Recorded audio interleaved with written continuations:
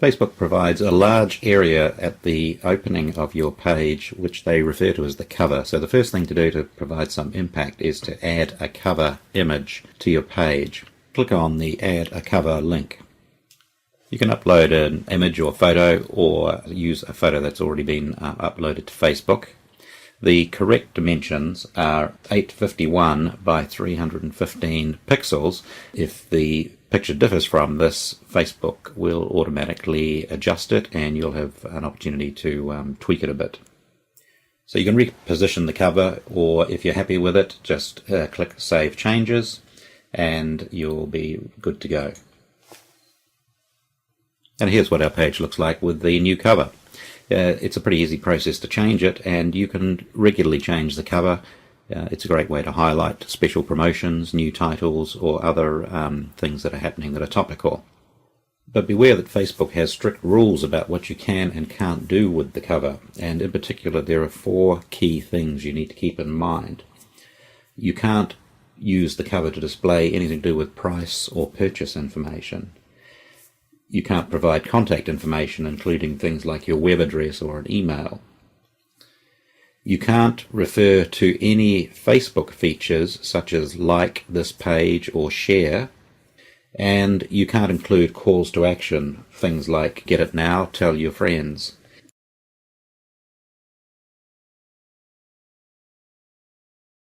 The next thing we'll do is add a profile picture. This is our page's branding. The profile picture is also reduced to a thumbnail size, and it's the small icon that appears next to your posts and comments. We're going to upload an image from our computer. The size of the profile picture is 180 by 180 pixels. Again, Facebook will resize it for you. Facebook also automatically generates the thumbnail, which is 32 by 32 pixels, and gives you an opportunity to choose a portion of the image to use as the thumbnail. You can change this image regularly, and it's quite a good way, again, to announce the arrival of something like a new book.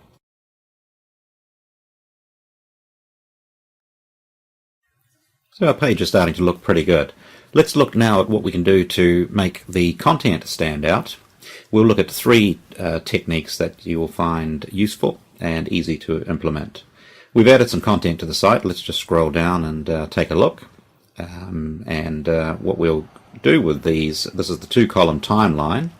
What we're going to do is pick some of the items and emphasize them in various ways. Now, there are 3 things we'll look at. The first we're going to look at is pinning. And what pinning will do is take a story and pin it to the top left of the timeline so that it is in view. You can leave a story pinned to the timeline for up to 7 days. And it's pretty easy to do it. So we'll select a story further down that we want to emphasize. And we just hover over the top right corner and click on this pencil, and right at the top you'll see a note pinned to top. So we'll do that, and Facebook will go away, and we'll find that that story is now our first story, given suitable emphasis for the next 7 days. So the next thing we'll consider is highlighting. What highlighting does is it allows us to, again, take one of those posts that we've added and turn it into a large double width post, which really stands out when people are scrolling down the timeline. So let's take this one with a very nice photo, and once again, very easy. In this case, we just click on the star on the top right of the photo, and the post will turn into a nice double width post right across the 2 columns of the timeline. So that's highlighting. And the third thing we'll look at is it's actually part of the sharing tool, and we're going to look at milestones and also events and polls. So this tab on the right side of the sharing tool, if you click on that, you'll see you've got 3 options: events, milestones, and questions. We're going to add events, we'll add milestones, and we'll add questions. Now, question, we'll start here. You can add any question you like. For example, what do you plan to read over the holidays? And you can also add some options. For example, a great novel, or perhaps I'm into non-fiction. And you can also allow visitors to your site to add additional options. As you can see, we've now got a poll which also records the number of votes that are added against it. If we want to post an event such as an author speaking event or something like that, again, very simple way to do it on Facebook. We'll say author in store, and add more details and so on, place, time, and you can also show the guest list in terms of who on the page has agreed they're coming along. Again, we've very simply created an event for our page. Another nice feature of Facebook.